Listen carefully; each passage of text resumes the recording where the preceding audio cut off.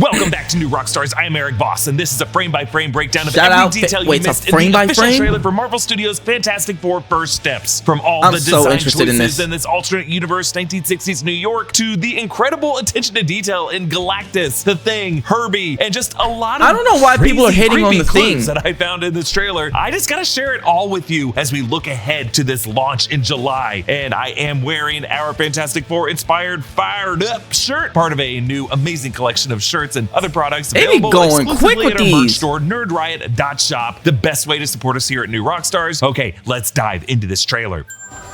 All right, I thought I was tripping. I was like, why do my headphones sound so weird? There we go. Family dinner every week. Sunday at 7 on the dot, no matter what. Okay, so when does this take place? That's The trailer crazy. opens with elevator doors opening up to the penthouse level of the Baxter Building, headquarters of the Fantastic Four. In the background of the skyline, we see this alternate universe Manhattan, including the Chrysler Building and a series of new retro futuristic Yo, this building looks so cool right here.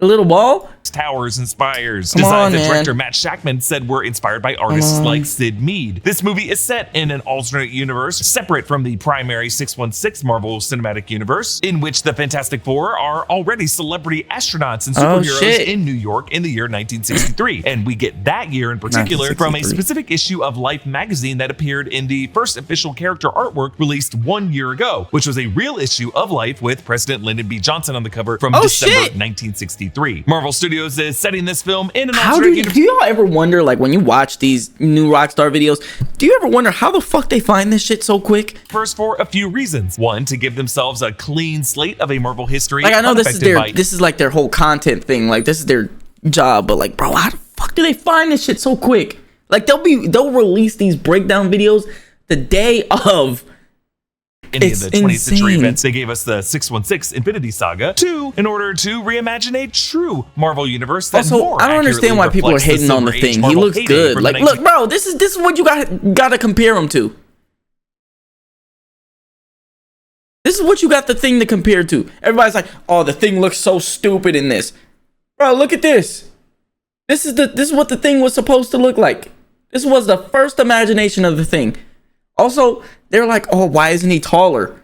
The Thing is never tall. 1960s, in which Stan Lee and Jack Kirby creations like the Fantastic Four and Spider-Man, W. X-Men, Hulk, Thor, Iron Man, Doctor Strange, and Black Panther revolutionized not only Marvel's brand, but comic books as a medium and an industry. And three, to establish a lived-in Marvel Elseworld as we tread forth into this multiverse saga, and to meet other multiversal heroes ahead of the crossover events like Avengers Doomsday and Avengers Secret Wars. Really, they're just trying to build up a Shout world out that they can Reed destroy Richards. without affecting the rest of Sue their canonical Storm. history. Yes, as bright and beautiful as Johnny this Blaze. version of Earth is, there is a good chance it is doomed for an apocalyptic event, and this Fantastic Four might have to leave it behind through a rift in the multiverse. This shot of the Oh my elevator god, they're doors doing opening multiverse shit again, bro. Okay, might I'm gonna recall shots stop of pausing so much. elevator Sorry. doors opening to the penthouse suite of Avengers Tower, which Marvel This shit's Studios 30 minutes Thunderbolts already. will have in May of this year. And I think Thunderbolts. opening the trailer with this angle is meant to kind of pose the question: what if instead of Tony Stark's Avengers Tower, the Marvel home base was Reed Richards' Baxter Building? Reed Richards, That would be Pedro crazy. Pascal, and Sue Storm, Pedro Vanessa Pascal. Kirby give a press tour of their penthouse, part of a somewhat awkward Pedro publicity Pascal. stunt. As we'll see in this trailer, the cost of fame is a core theme of the Fantastic Four, as they were one of the Sorry, first Ben. Marvel heroes to present themselves to the public unmasked. Reed Richards chose to do this in support of his best friend, Ben Grimm, who, unlike the other three, was unable to hide his superpowered nature. After Ben's childhood of anti-Semitic bullying on Yancey Street, Reed had all four of them go public so that Ben now would not feel so isolated. W. Reed, bro. I actually never knew that.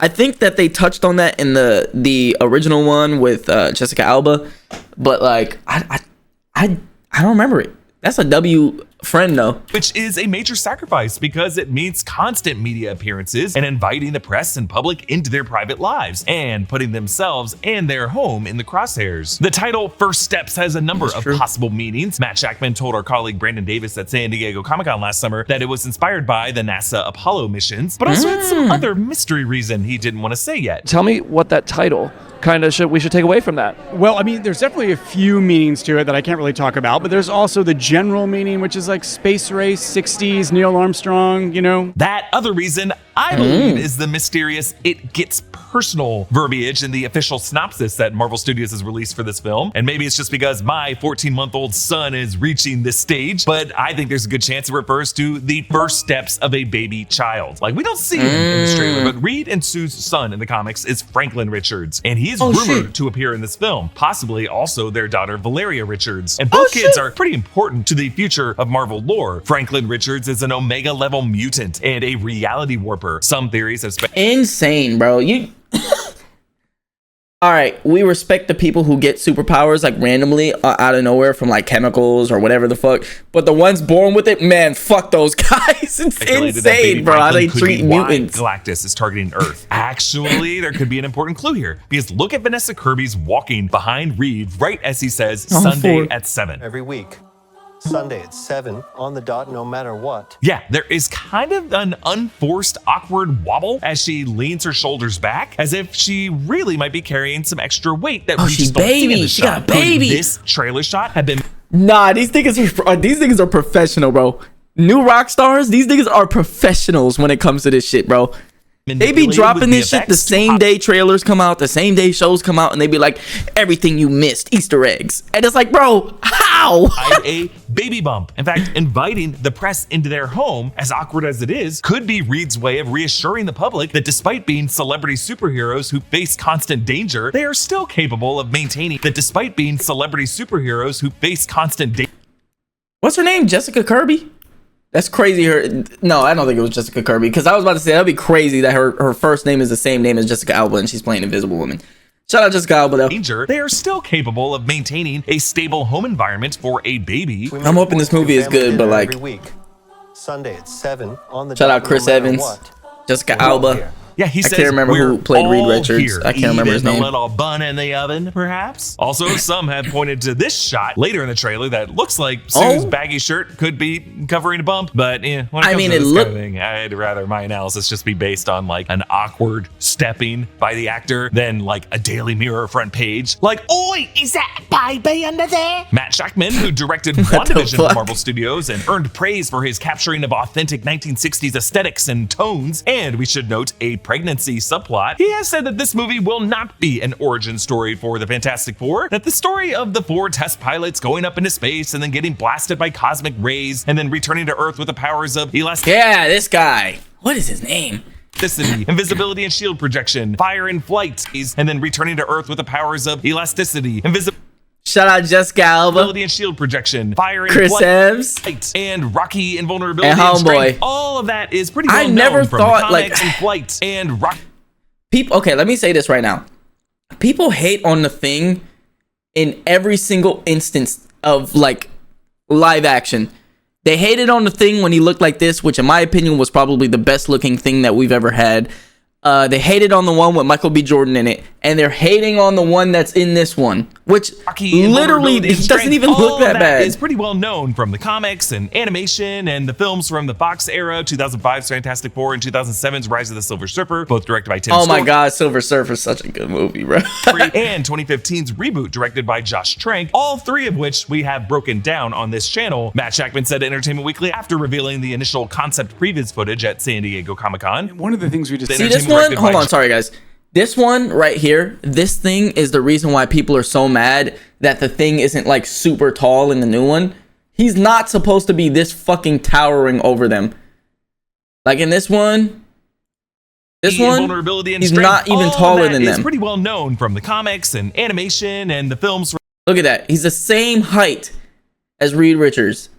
From the Fox era, 2005's Fantastic Four and 2007's Rise of the Silver Surfer, both directed by Tim Story. He's not supposed to be a tall ass nigga like this. Josh Trank, all 3 of which we have broken down. Even in the comics, that comic page they showed earlier in the video, the nigga was the same height as Sue Storm. On this channel, Matt Shackman said to Entertainment Weekly after revealing the initial concept previs footage at San Diego. All right, I'm gonna stop pausing so much. One of the things we decided early on was not to do an origin story. Then you're making up your new story starting basically at the end of the first act.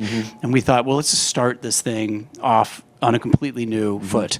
And so we are beginning after that. And before we move on, the Marvel Studios title card on blue renders the letters of MARVL on these like fold out diagonal panels, which is inspired by Hollywood's Cinerama Dome, which actually opened in that same year of 1963. Now, this might only matter to LA area cinephiles, but the Cinerama Dome had been in the past part of ArcLight Cinemas and sadly never reopened after the pandemic shutdown. But there have been some reports of a possible reopening in mid-2025. And God, I hope Disney finds a way to make this happen for the Fantastic Four First Steps premiere this summer. All right, moving on. That would be cool.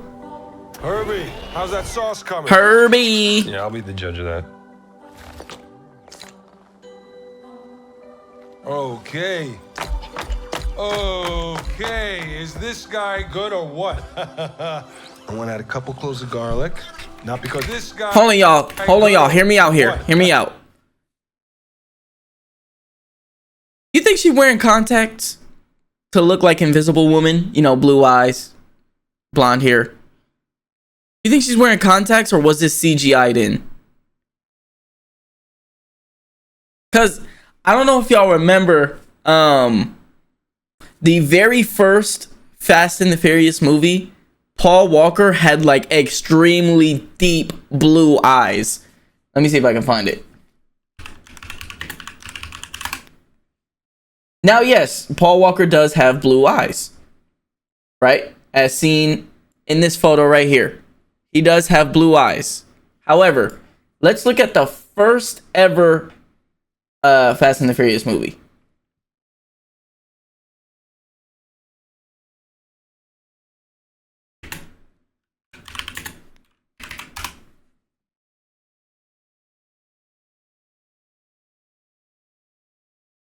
Look at his eyes here. I know it's kind of hard to see, especially if you're on mobile, but like his eyes are like extremely deeply blue. What the fuck? His eyes are like extremely blue in this. See, look at the picture here, and then look at the picture here.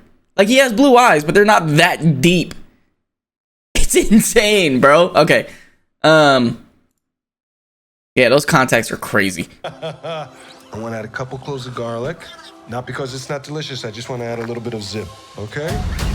The trailer now changes its aspect ratio from 4:3, 16mm film style, used in the type of documentaries in that era, to a modern cinematic widescreen. But I 16:9? love that you can still see the little burned off edges into the film celluloid to kind of give this newsreel footage a bit of texture. And we angle up on the Baxter building, which is curved and has a large 4 on the edifice and a large gap in the middle. Later aerial shots of this trailer show that the Baxter building is right up against the East Was that Galactus? and connects to a tarmac that bridges to a Galactus' rocket shadow? launch pad in the river. A Fantastic Oh my Four God, this is crazy. fan that was released at San Diego Comic-Con included an official art rendering of the Manhattan of this film, and from that we know that this launch pad is called the Excelsior launch pad. And Excelsior is of course the New York State motto, meaning ever upward, and Stan Lee's famous catchphrase. Michael Giacchino Excelsior composed the music for this movie, and I think it might be up there with one of the all-time best movie scores for a superhero film. And I think they actually reached out to him because he scored Pixar's Incredibles, and that movie's director, Brad Bird, totally imagined as like a Pixar version of the Fantastic Four with a family with similar power sets. But for this score, Giacchino clearly structured the music around the number 4. That was 007 I just choir sang. vocals Never mind. chanting 4 repeating notes, sounding like bubbles popping, like ba boom ba ba bum boom ba ba. Which then builds into this 4-note theme that incorporates These niggas know everything. Bum, bum, bum, bum, bum, bum, bum, bum, bum, bum, bum, bum. Ben wasn't a rock. The best pilot in the world right here. Yeah. Best looking, he means. And then it all builds to this crazy choir cacophony of Fantastic Four. That's crazy. This nigga knows everything, bro.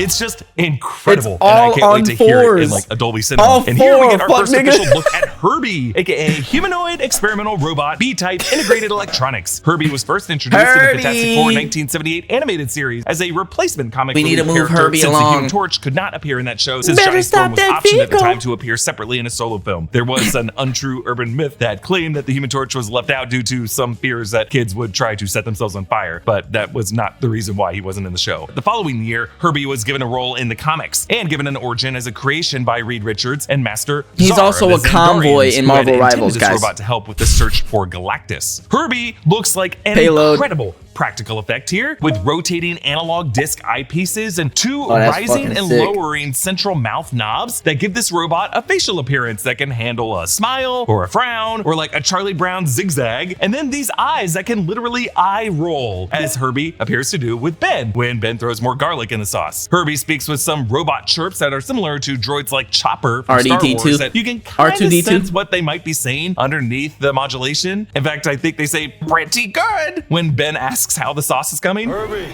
how's that sauce coming?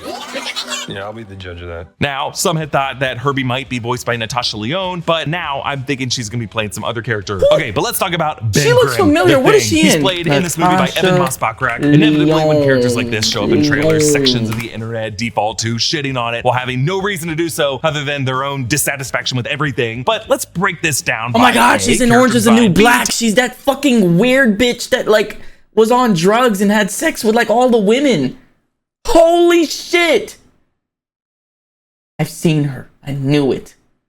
That's crazy. Texturing, C, animation, D, sound mixing, and E, performance. From a character design standpoint, Natasha Ben is Lyonne. given a thick brow layer that shadows She his reminds me tiny of Jeanette eyes, similar to McCurdy, the though. Alex Ross rendition of the Thing. A brow so thick that it even changes the silhouette of his overall head, as when we see Ben later in this trailer. And that differentiates this look from the 2005 and 2007 practical suit worn by Michael Chiklis, which W. really bulged out Chiklis's jaw, and in my opinion made him look kind of less intelligent, like a, Neanderthal. It also differentiates him from the fully CGI 2015 redesign, which was, I think, an improvement that accentuated the cheekbones of the character, but also forced Ben Grimm to be naked for a lot of it. Thank you to BetterHelp for sponsoring this video. There's a lot going on right now. Politics can generate a lot of anxiety, uncertainty, and unease about your place in the world. Used in a 4.5 rating on Trustpilot. Therapy. So this Ben Grimm and all of the Fantastic Four in this movie wear blue jumpsuits with mid-snipe. white collars and white boots, inspired by the 1980s John Byrne era of the Fantastic Four, but with Look the at baby She-Hulk. blue tones from the Lee and Kirby era. It's kind of the best of both worlds. And I get that for some viewers, any CG rendered character design in which the eyes are just too small in proportion to the rest of the face, or just like too humanoid, That nigga might looked at just the remind camera. you of ugly Sonic, and you can't do anything about it. But I'm here to tell you that not every small-eyed CGI character qualifies as Uncanny Valley. Like Sonic was a cartoon hedgehog. Ben Grimm is a humanoid rock creature. His eyes are supposed to be small and squinty. And I really just think You hear there's that, a lot of Kendrick? folks out there on Rock social media creature. who have been conditioned to hate stuff without Even really these knowing niggas much call about him a rock. design, and their I tastes said are just stone. informed not by curiosity Actually. or by any background in art Actually. appreciation, but by engagement that they get by shitting on something before it even comes out. But I think from character design alone,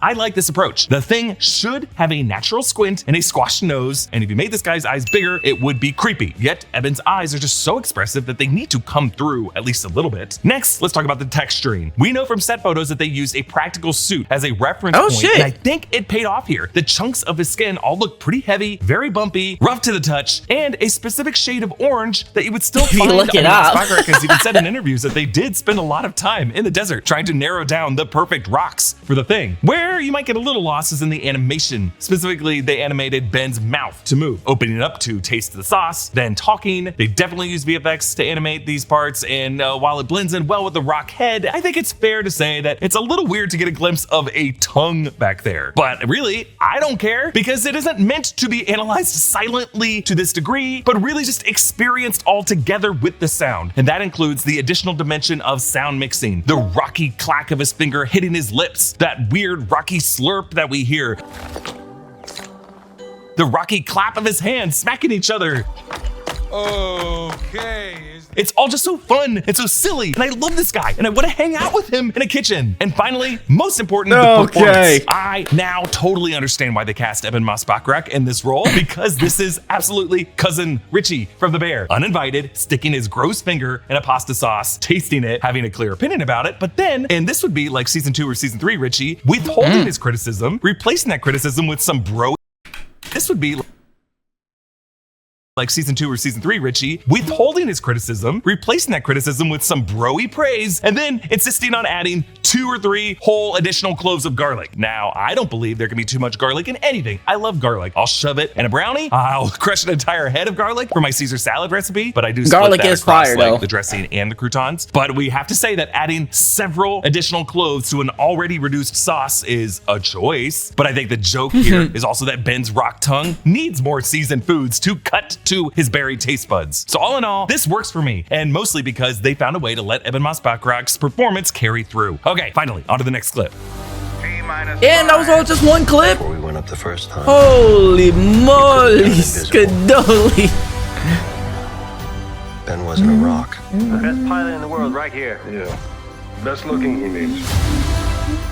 All right, in this section, Reed's curved double-layered chalkboard rises up, and this is the floor of the Baxter building that has the 3 eye-shaped windows to it, just to kind of geographically locate us here. Reed also uses a curved chalkboard in his Fantastic Science with Dr. Richards Kids Science TV program that we saw in the Comic-Con footage. It allows him to stand close to the board, but also see the other ends of it all at once. Now, to Reed's left on the chalkboard is a diagram that some are calling a multiverse bridge, but I must say that this appears to, in fact, be an Einstein-Rosen bridge or a wormhole that connects 2 holes in space within a single universe, not a multiverse bridge. But Reed did label that plane in this diagram as another universe, and the portals as enter and exit. But actually, there we go. My ear finally popped. I knew I wasn't tripping. Penrose diagram beneath that. That's the hexagonal figuration with the 2 diamond shapes connected with a squiggly line at the top and a squiggly line at the bottom. The top one for the black hole and the bottom one labeled white hole. In theoretical physics, this is another way to conceive of bending of space-time around black holes and a possible way to connect to a parallel universe. And we already know that Reed Richards in this movie will have an interest in the multiverse, because in that Fantastic Science TV show and the Comic-Con footage, he lectured to the kids, this equation not only confirms alternate dimensions, it suggests that parallel Earths exist on different dimensional planes. So yes, we're in the multiverse saga, and Reed is finding a way to break into the multiverse. Also, in the background of this room behind Reed, there is a model of the Marvel 1 rocket. Nigga, how the fuck did you, like, bro, you see what I mean? How the fuck did y'all get that?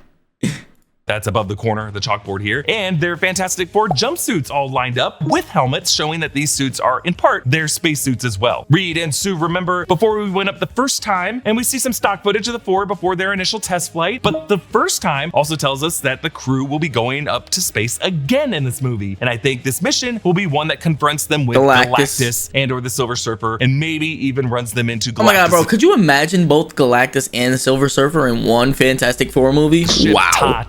We see shots of their rocket as I don't think there's going to be any Doom though, because obviously Doom is going to be like an Avengers movie, so it breaks the sound barrier. We'll see what happens. And we see chunks of ice breaking off the rocket as it launches, reminiscent of the launch imagery in Ron Howard's Apollo 13, or I'm sure Matt Shackman I would will say I'm glad we're getting like a real Marvel Fantastic Four. Like Sony, was it Sony who did both the other 2? Like the one with Michael B. Jordan and the one with Jessica Alba? Hold on. Good lord, man. Fantastic Four. Who is this by? 20th Century. 20th Century did it. So technically that was Disney. Alright, what about okay, hold on. Yeah, it was 20th Century, which is Fox, which is Disney at this point. Now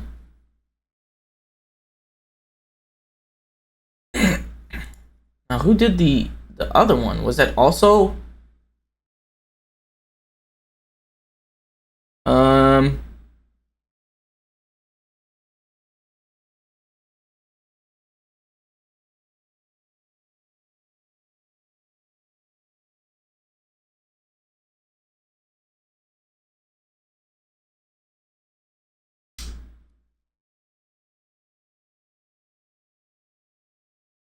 it doesn't say who made this one. Let me go on Wikipedia, I guess. Also 20th Century Fox. Okay. Okay. from Todd Douglas Miller's Both of them 2019 were Apollo Fox. 11 documentary. Well, still, which I'm glad he we're had getting the like an cast and crew of official this movie to Disney watch prior to Marvel shooting. Reed and Sue float on a space station version, as sparks because rain they down. can't take now, this on the out. break room episode that you totally have to watch, Evan thought this might actually be a sling ring portal opening, and I love that idea. That is what sling could ring be. portals look like when they first start to form. But based on the context of the scene, I don't know if we would get Wong or Doctor Strange pop in to wherever they are right now. Look at America But Sue in Chavez. this moment flickers in and out of invisibility, and Reed reaches for her face, and her floating hair fades in before the rest of her face appears. And I just really dig the way Sue's invisibility is depicted in this movie. It's kind of like flickering candlelight illuminating parts of her, and in this case, Reed's touch is what brings her back into visibility, and I just find that really sweet. That's fire. Now, just to be clear, I do not think this was their original flight that gave them their powers, specifically because Reed and Sue are wearing newer spacesuits that have the 4 branding on them, so that would mean that this would be the later space flight after they became the famous Fantastic Four. We see an overhead shot of Ben Grimm in an alley as 3 other figures run away from him, and then Ben steps up to the shop window to see television sets showing the documentary footage of Ben and Reed before their first flight. There's a jack-o'-lantern to the right of this shop, so this would be Halloween. around Halloween. And think about that. That might be one of the only times Ben Grimm would feel okay walking around the street level of Yancey Street. The San Diego Comic-Con fan art depicted Yancey Street and included Ben's neighborhood That's synagogue. fire, The man. TV in its window has a label, Kaplan's Sale Special. And before you get all worked up thinking this is a nod to William Kaplan, aka Wiccan, actually, come to think, we did learn that he came from a New Jersey Jewish family in Agatha all along. That would just be in a different universe. Really, I think I this still is a nod haven't to the watched co-writer Agatha, bro. of I'm not this gonna lie. movie, Jeff Kaplan. The old footage of Ben jokes that he's the best looking pilot in the world, and the TV switches off, reflecting Ben's now current ugly rock face staring back at him. But again, Evan's blue eyes really pierce through here, which makes it super noticeable in the next shot when he squints his eyes shut in humiliation. All right, on to the next clip. Johnny Blaze. Ben has always been a rock. Johnny is Johnny. Ah, you hear that? Even Sue Storm said he's always been a rock. Well, actually, Right here. Marvel's just Whatever life wrong. throws at us. So now we see Joseph Quinn from Stranger Things Season 4 playing Johnny Storm, the human Chrissy, torch in this let's movie, wake Sue Storm's up. brother. Reed's voiceover says Johnny never caught fire, which he means Johnny is a contrast to Blaze. Johnny's literal current condition, but I think it's also a statement at how Just Johnny in Blaze. the past never really found his groove. But now, right before Johnny flames on, you can see a few decorative pumpkins inside on that table. So again, we're looking at a Halloween time occurrence. And based on where Ben is in his life now, I feel like Flame we might on. be seeing 2 different Halloweens in this movie, giving us a sense of the movie's internal timeline. Damn, Talk nigga, about just that go later, crazy but in that first picture. Halloween, Matt Shackman is directing this, the man who brought Agatha Harkness into the MCU. And we should note that Agatha Harkness's comic introduction to the Marvel Comics was in 1969's Fantastic Four number 94. FN. She was a governess to Franklin Richards before any of us knew that she was a witch. So there is a slim chance that an alternate universe Agatha Harkness could cameo in this movie, and the spooky Halloween time vibe sets it all up. I doubt it, but it is possible. So here Johnny flamons into the night, and as he flies in front of the camera, the soles of his Flame feet on, look nigga. like he's still wearing footwear, and when we see him in the upper stratosphere at the end of this clip, we see that he's still wearing his clothes. So these must be specific flame-resistant clothes. There's also an effect here Maybe. where like water droplets appear on the lens, which could be like Bokeh. steam or condensation from the rapid heat transition in the air. And I say that because I think you could see water vapor trails from Johnny's hands as he flies. I really like this detail. Whereas the previous section had Reed fretting about how these space missions changed the 4 of them in the past, now Sue settles his fears by saying Ben has always been a rock. And the way she says it, it kind of sounds like she's saying Ben has always been our rock. And I just think it's a really sweet sentiment among friends. Sue finds her brother Johnny sitting inverted Sue in his Storm chair is a on rock. the side table Or, as a model Ben of is a plane rock. because he's always aspired to be a great pilot. I also love the detail that his jumpsuit arm sleeves have scorch marks on them because of W. course they would. Johnny blasts up toward the moon, Johnny and Blaze. then we see him from the side with a full view of Manhattan and the Hudson River as it snakes north. Technically, we are looking up at Westchester County in this universe's Oh, wow. New York. And if this alternate 1963 Wait a up minute. at West Where Connecticut at? Hold on. Where Connecticut at? Chester All right, whatever. County in this universe is New York. And if this alternate 1963 is technically an idealized Silver Age Marvel universe, a movie co-produced by 20th Century, somewhere down in that valley could be an X-Mansion with Charles Xavier, Cyclops, Jean Grey, Ah, Beast, Iceman, shit. and Angel, who were part of the original early 60s lineup. Can we of speak the- about how Spider-Man in the Your Friendly Neighborhood Spider-Man's first suit that Norman gave him looked like that nigga had Cyclops eyes? I said that in my notes before Because I'm just like that. I was like, those are Cyclopses. That's like Cyclops eye mask. Yeah, X-Men. I'm just like Sue that. Storm uses another form of her powers, projecting her shield barrier. It's hard to appreciate such a quick shot, but it pulsates out from her body in waves that bend the light and the electromagnetic She tried to do the Marvel Rival thing where when you go to the play screen with Sue, inner color-toned radiation glow. It's just like a color shift caused by her bending the light that's prism naturally shit. there. Behind her, the Fantastic car is parked, and it looks like Reed and some other authorities are holding the crowd back. There is an RKO Palace Cinema, a Juniper Lounge, RKO? and an Embassy Theater that's showing something called Aiden Powers Sub-Zero Intel, and I think that also might be a Doublemint gum ad in the background there. Above Sue is the elevated train line, or the monorail that we've seen in wider shots and in concept art for the city. One of the support columns looks like it's been damaged, so I'm wondering if a train is headed their way and about to crash, and Sue is going to use her barrier to levitate it to safety. And I love this shot of Johnny testing his flight powers to try to break Earth's gravity. But Johnny Test? Love this shot of Johnny testing his flight powers Oh, to try to break testing. Earth's I thought this gravity, nigga said but finding Johnny himself unable to Test. do so and falling back down. In the Galactus storyline that Marvel Studios told us to read for this movie, Johnny Storm goes out to deep space. Galactus story. We have to read this? Hey, check it out, bro. Check me out. Marvel Unlimited. Comic shit. Astonishing Avengers. Whoa, the Amazing Spider. Chrissy, wake up. I don't like this. Oh, that's what this is. What's this one? Fantastic Four? Fuck, nigga. Fantastic Four. Which one am I supposed to be reading here?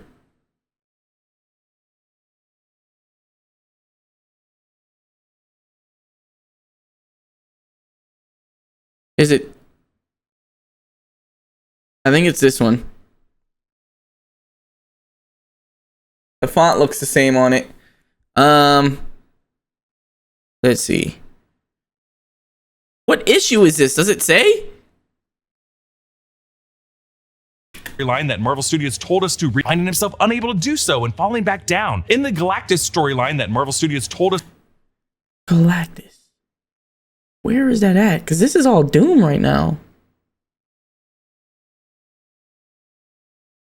Bruh. Where the fuck am I supposed to find this? Oh no, they changed it. No, they went back. I'm so confused. It's not. I found Galactus, but this isn't the one. Unless it's an alternate. I don't know anymore, man. Look, it's the old. Wait, it's the old cover. Oh shit. Okay, let's just play the video. Us to read for this movie, Johnny Storm goes out to deep space to try to retrieve the ultimate nullifier, a weapon that could destroy Galactus' home ship, Ta-2, and a weapon that they ultimately have to use to force him to leave Earth alone. Moving on to the next clip. We'll face it together. Oh, I think I found it. There's another Fantastic Four from 1961. The font is the same again. As a family. Fantastic Four.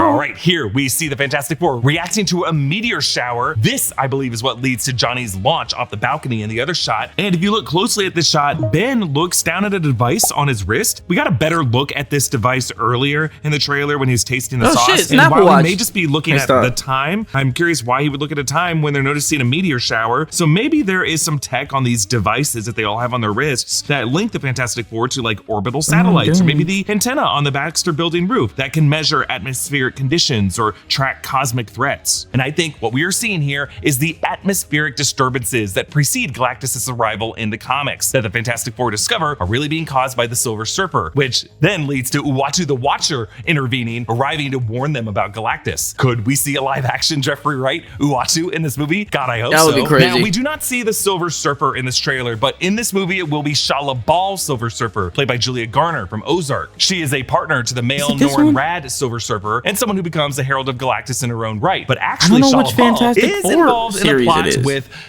Mephisto. And Mephisto was really introduced in Marvel Comics in the 60s as a Silver Surfer villain. Mephisto replaces Shia LaBeouf's consciousness with a Latvian peasant named Helena, with whom Dr. Doom arranges a false marriage to get the Silver Surfer to fight the Fantastic Like low-key Four. missing Could we all of see this. that storyline with Dr. Doom, Robert Downey Jr. in this movie? Almost certainly not. But it does seem like Shia LaBeouf will be the Silver Surfer of just this universe, while Norrin Radd is going to be the Silver Surfer of other Marvel universes. And Lakeith Stanfield has been rumored for the role based off of social media posts where Nah. he said, I thought I was playing this character, and then quickly had to delete it. But we do expect Robert Downey Jr.'s Dr. Doom to show up in this movie, perhaps in a post-credit scene to set up Avengers Doomsday. But we are unsure if this Victor Von Doom will come from this universe's Latveria, or if he's just going to be another Dr. Doom from some other universe who observes this universe's destruction. We see a shot of kids in costume as the Thing with these plastic masks looking upward in fear. I assume these are Halloween costumes. And again, back to the 2 Halloweens of this movie, giving us a sense of the timeline. The first Halloween being when Ben is sad, moping around Yancey Street as a bullied outcast in disguise, looking in at TV footage of his past self that he wishes he still was. And then a later Halloween when Ben is partying in the Baxter Building penthouse when Johnny takes off in flight, and where kids down on the street are dressed up like him, clearly loving him. So that would mean we are getting an internal timeline of this movie longer than 9 months. And that's enough time for a baby Franklin to arrive within this movie's runtime. A quick shot of the amazing, fantastic car zipping down the street with a Chrysler-style cursive logo on the side of it. Now, this car does, of course, fly, but I just love how for now, we don't see it fly. It's just on the road. Where it is going now, it still needs roads. What the hell is going on here? Johnny Storm blazes past some rooftops, and there is a billboard on the far right that has a green bottle. And Luna, Lord, I hope it's an hey, alternate universe Luna. Pingo Dolce. And there's a water tower with this ad: Pop-Tarts, eat 'em, toasted. And toasting being the key word there, because I'm sure Johnny passing it toasts this sign to hell. Then a quick shot of Ben Grimm running down the street. I think he's chasing the runaway elevated train in the same sequence with Sue Storm in the earlier shot. Then a quick shot of John Malkovich as a mystery character. We have speculated characters in the past like Mole Man, who we know will be in this movie based on Subterranea being on that fan, or maybe Susan and Johnny's father, Franklin Storm. But now the popular speculation is that this could be Ivan Kragoff, aka the Red Ghost. The Red Ghost was a Soviet scientist from Fantastic Four number 13 back in 1963, who was bent on beating the Americans to the moon and formed a crew of simians. Hold on now. Now I'm in there. 1963. He said 13? The Red Ghost. I see it. Where's the Galactus stuff, though? And an orangutan, whom he exposed to cosmic rays and turned into his super apes. So, along with Mole Man, whom I now think will be played by Paul Walter Hauser, the thinking is that the first act of this movie could feature the Fantastic Four thwarting several of their early comics villains in a montage, and the campier the better, which could set up a fun excuse for Malkovich to bring back his insane Russian accent from Rounders as KGB Teddy.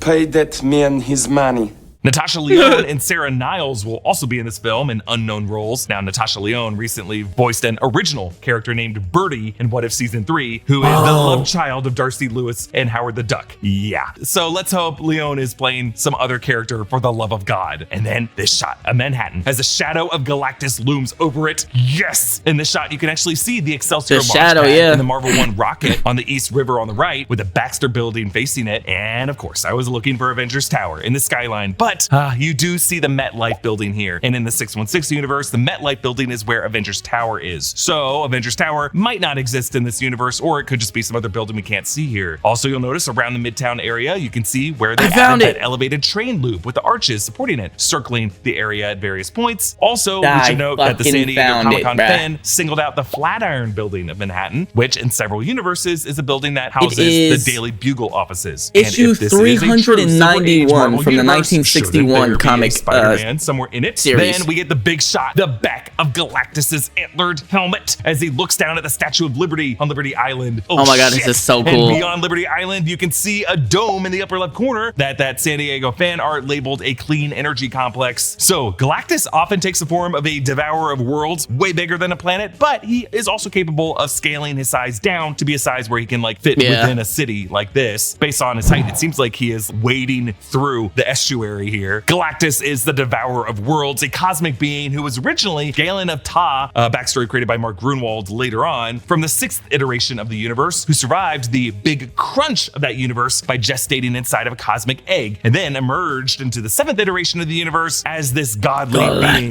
who is kind of a cosmic caretaker of dying worlds. He is not a celestial. He does not create any part of the cosmos. He's just like a being who survived different phases of the universe. He goes planet by planet to devour that planet's life force, and he sends before him a herald. Galactus was actually depicted in 2007's Rise of the Silver Surfer as an ambiguous space cloud, but an earlier shot in that film did show Galactus moving past Saturn and casting his iconic antlered shadow on.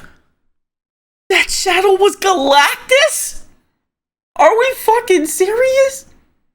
Okay, that's lazy. That's lazy. Earlier shot in that film did show Galactus moving past I like Saturn the antler. I like this. This is cool. I never noticed this. I'll be honest. Casting his iconic antlered shadow on that planet. This is a truly comic accurate Galactus. A tall purple helmet with angular antlers. He's perfect. And I love the details that the VFX artist rendered into this helmet texture, like tiny little glowing window dots and scarring and weathering that makes him look not like a giant smooth toy, but like a massive walking Death Star that has seen some shit and eating some shit. Now, we know from the San Diego Comic-Con concept trailer that we will see Ralph Ineson's face as Galactus in this movie. There was a shot of him leaning in to look through the penthouse window of the Baxter building, scaring the hell out of Herbie. So again, why is Galactus targeting Earth? We kind of come back to that theory that the first steps of this movie are the baby steps of the baby Franklin Richards, an Omega level mutant and a reality warper, and that Galactus might need that baby's power to save this universe. And the Fantastic Four would obviously refuse to hand over their kid. But that could be why this trailer ends with Sue with tears in her eyes as she declares they'll handle this as a family. Now, I've been pushing for this ever since the trailer for Spider-Man No Way Home. My dream theory is for the Marvel Multiverse to use the Statue of Liberty as a physical anchor point to know what universe we're in, because it has now served as a major set piece in several key Marvel moments. That's a fact. Final battle in X-Men 2000, the first Marvel movie that Kevin Feige worked on, and now officially MCU canon since Deadpool and Wolverine.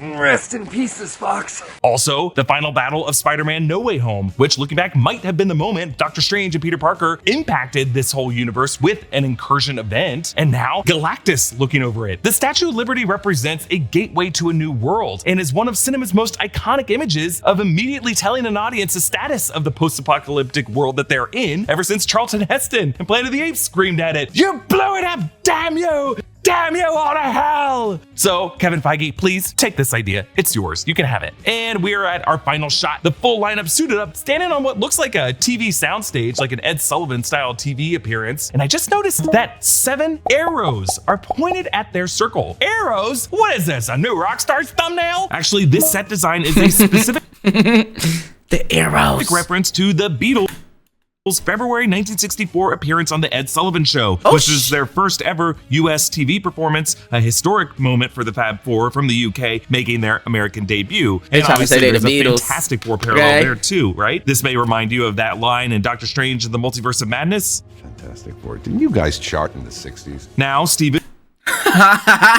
That's cold. This nigga as Reed was how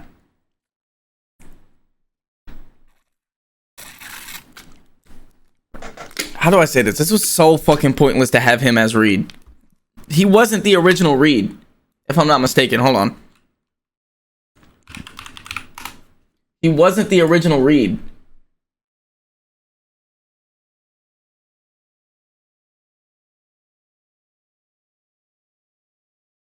Yeah. This was one of the most pointless changes in history. He wasn't the original Reed, bro. This was the original Reed. Put some respect on my GOAT name right here, bro. This nigga had aura, bro. This was the Reed with aura. And then they brought Homeboy in, and it was just like, Okay. was just making a Fab 4 joke, making fun of the 838 Reed Richards and calling back Strange's uncanny skill at recalling pop music history that we saw in the opening. But I guess he wasn't from a different universe, so whatever. Scene of the 2016 Doctor Strange movie. I just like that this movie is like leaning into the parallel of the Fantastic Four as like a Hard Day's Night version of the Beatles. To me, this underlines the real story of the movie, the cost of fame. Reed Richards made the Fantastic Four public figures and celebrities to ease the pain of his friend Ben Grimm, but that increasingly placed a target on them and any future family they could choose to bring into the world. So these arrows aren't just a TV program set piece designed to all eyes on us. direct all eyeballs to these four. Symbolically, they're also arrows firing at a bullseye. And that's why I think the early victories of the Fantastic Four in the first act of this movie could all just be setting up a third act where they fail and have to abandon this doomed Earth in this dimension as Reed has to navigate a new path through the multiverse, ending with this family meeting some 616 heroes that we know. Avengers Doomsday is likely going to be set among the apocalyptic landscapes of several doomed worlds, and I feel like the Earth of this movie dying is how we get there. And in the final cards of the trailer, we see that this movie will be depicted in Fantastic Vision, and I don't really know what that means, but I feel like a lot of this movie could be a future Foundation documentary of their parents' sacrifice, and that Fantastic Vision is just kind of like around-the-clock documentary puff piece of these heroes and how great they are. Now, this trailer came earlier than expected. We still expect Marvel Comes Studios out in to July? drop 2 trailers during It's the 5 Super Bowl months. this Sunday, February 9th. There's a chance we get a shorter 30-second spot of this Fantastic Four footage with different shots, like maybe a look at Galactus' face. Whatever we get, we will be live streaming here on the new Rockstars channel starting an hour before kickoff, so join us for our trailer watch party as we react to everything. Comment down below with your thoughts on this trailer, follow me at EA Voss, and subscribe to all channels in the new Rockstars network for breakdowns and news coverage of everything you love. Thanks for watching, and I'll see you next time. Shout out my nigga. Oh my god, bro. Erik Voss. Yes, sir. Damn, bro. These niggas do everything.